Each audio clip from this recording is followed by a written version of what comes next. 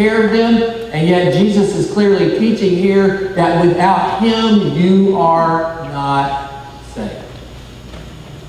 He is the Messiah. He is the way, the truth, and the life. Now, departing, they began going throughout the villages, preaching the gospel and healing everywhere. We would assume everywhere at this point in the Galilee. And so what they were learning, as you look, we're going to see that we repeat some of those things. They would understand that those who were Jesus as Messiah were to be treated as pagans, even if they were Jewish and religious. Now, to be treated as pagans is for the Jewish, maybe they got it in their mind. The idea is that we want to make these people feel bad and make them realize that they're pagans and we don't want to have anything to do with it. But in fact, did Jesus love and minister to Gentiles? Well, that's the point of the Gospel of Luke. Luke, as a Gentile, as we talked about in the introduction of this sermon series, is ministering to Gentiles, showing that Jesus ministered to Gentiles. And so when these people saw the dust being shaken off their feet, they'd have to ask the question, why is that? And hopefully they would ask. And even these disciples that would be apostles would have the opportunity to say, you're rejecting God's Messiah. To be able to yet have a witness with them. But they were also discovering that the results of their preaching and teaching was not their responsibility. If a village, if a place in the Galilee, they went and they preached and those people didn't receive the Messiah, they didn't respond to the gospel message, was that going to be would those two disciples, would they be held accountable by God for the fact that the people hadn't responded? No, of course not. And yet, today, often, we're afraid to share our faith or to do something that God has called us to do because we're not sure how people are going to respond. And the fact of the matter is that we speak the truth in love and we share the good news of Christ and we tell a person that they can have forgiveness of sin and be born again and their lives can be changed and what God has done in our own life, and they don't choose to respond. For some reason, we take it personally. What did I do? How did I mess up? What should I have said differently? Maybe I said something that I shouldn't have said. And we need to stop and realize that it is not our responsibility to save people. That is a work of God. It is our responsibility to share the good news. And so, as you think about, even in the parable of the soil, and we preached that just a few weeks ago, it was what the soil did with the message that resulted in fruit or not the work of the sower who sowed the seed. Now in verse 7, there's this interesting piece that's dropped in. Herod the Tetrarch. And we're going to talk about Herod the Tetrarch. This is not Herod the Great. But as Herod the Tetrarch in Galilee is hearing all this that's going on, hearing what? That all of these disciples of Jesus are wandering around from village to village and demons are being cast out and people are being healed and they're preaching this message. He's kind of confused. He's asking himself, what's going on? Jesus is out there. I'm hearing about this guy. Is it John back from the dead? Is it Elijah? You know, Elijah didn't die. He just took off in that chariot. Maybe he's come back. Maybe it's one of the prophets of old. I found that interesting. That they would think it was one of the prophets of old had risen again. And yet the same people who would have expected that it was one of the prophets of old who had risen again, they were not prepared to think that Jesus had risen again. Isn't that interesting? They couldn't imagine that Jesus would have been raised from death, but yeah, one of the prophets of old could come back. A tragic instance of unbelief. As we look at verse 9, Herod said, I had John beheaded. I saw the whole thing. So who is this man about whom I am hearing such things? And he kept trying to see him. If there had been no one testifying to Jesus, would Herod have been trying to see him? If Herod had heard nothing, there would be nothing to want to see.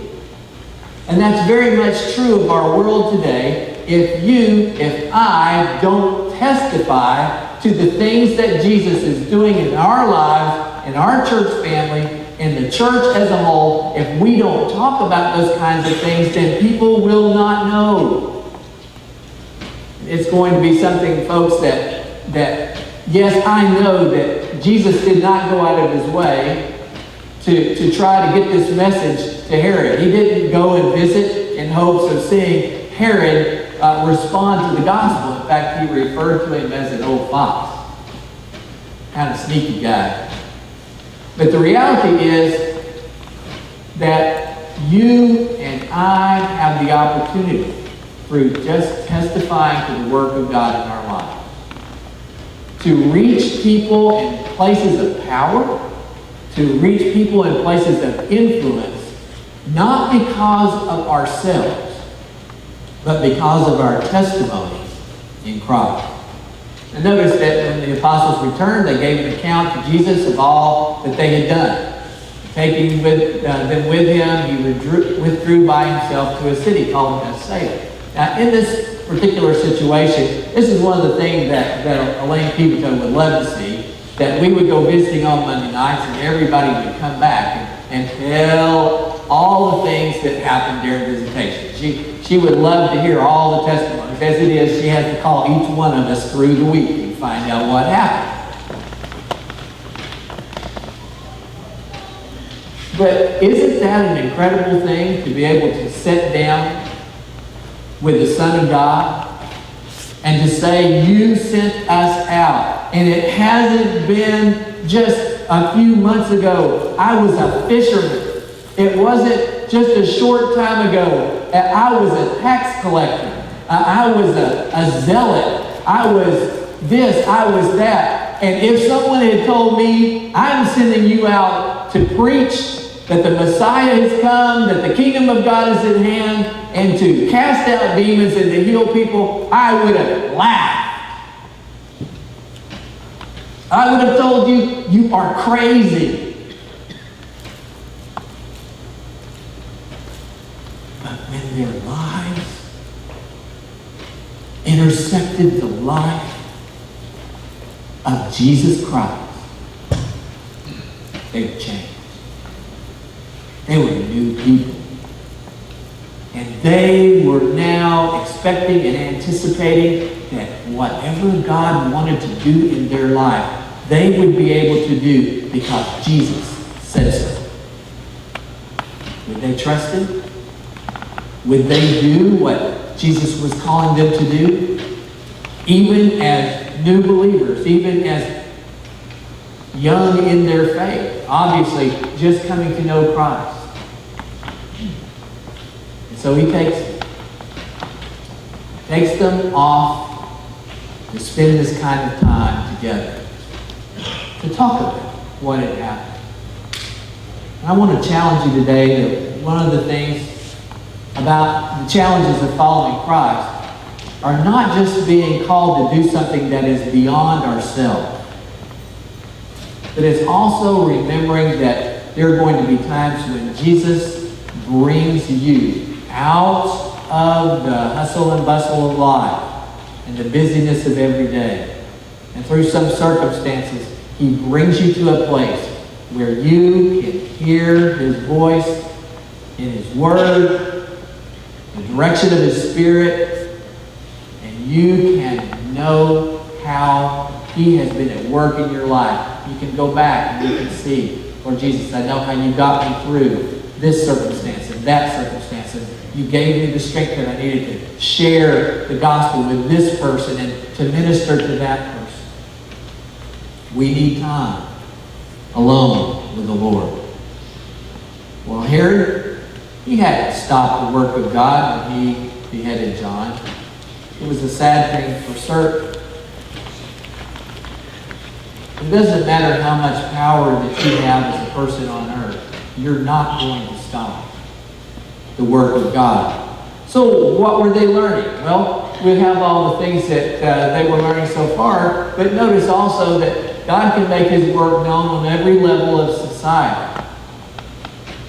But the rich or the powerful are not favored by God to receive the message. And you and I, we have a tendency to think. I remember I went to a youth ministry conference many years ago, not too long before I came as your pastor. And I was in Atlanta. And as youth ministers, we were praying for the nation. And I wanted to go and see CNN offices, the whole Turner facility and all that sort of thing. Being a Turner, I thought, maybe it was going to come down to me eventually. I'd go check it out. And as I stood in the lobby of this place, and there are all these televisions all around, and the movie channels running, and the news channels are running, and all the things that, it's showing like his kingdom at work, kind of thing. And I remember praying, Lord God, if you would save him. Do you see how all the power and the influence that he has? How he could, put the gospel message out there in so many different ways.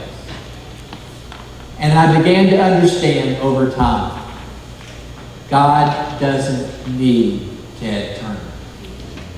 God doesn't need David. God is sufficient within himself to accomplish everything that he desires.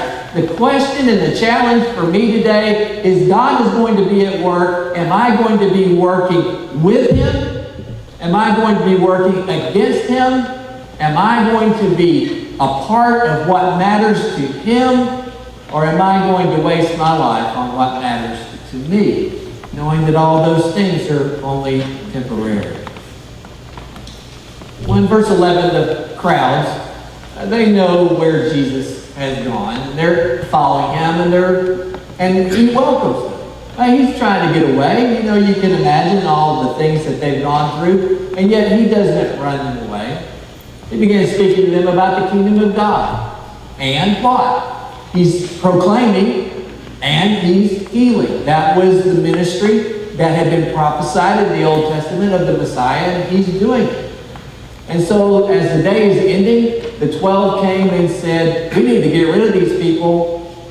There are people everywhere, and they need to go find something to eat, and they need to go find a place to stay.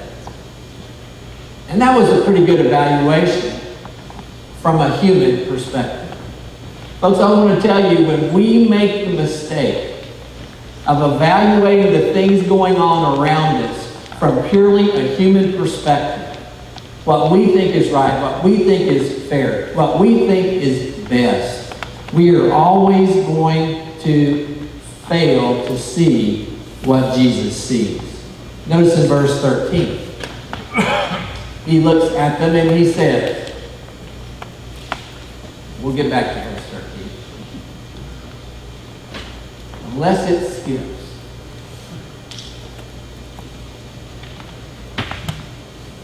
It's not going to do verse 13. Oh, there it is. The devil loves electronics. Somehow or another, as Prince of Power of the Air, he knows, I don't know. You got an amen in that? Any of y'all that work with computers? All right. Demon-possessed computers, that sort of thing.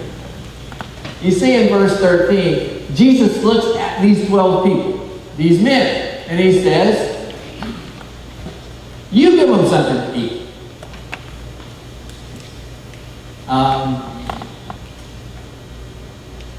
We have no more than 5 loaves and 2 fish. Now we know from the other teachings on some of this, where did they get the bread and the fish? They didn't have bread and fish. There was a little boy that had bread and fish. But they took credit for having bread and fish.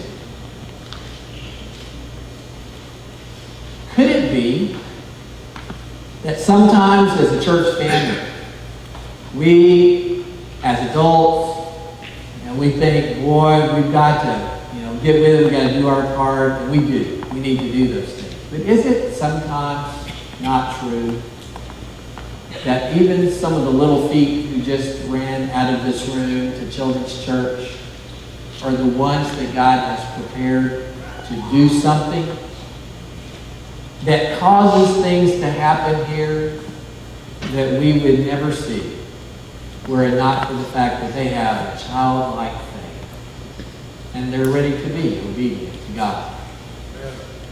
But we have this: 5 loaves, 2 fish. Unless perhaps we go and buy food for all these people. We got about 5,000 men. And so how many women, how many children do we have? This is quite a crowd. Said his disciples have them sit down to eating groups of about 50 each. And they did so.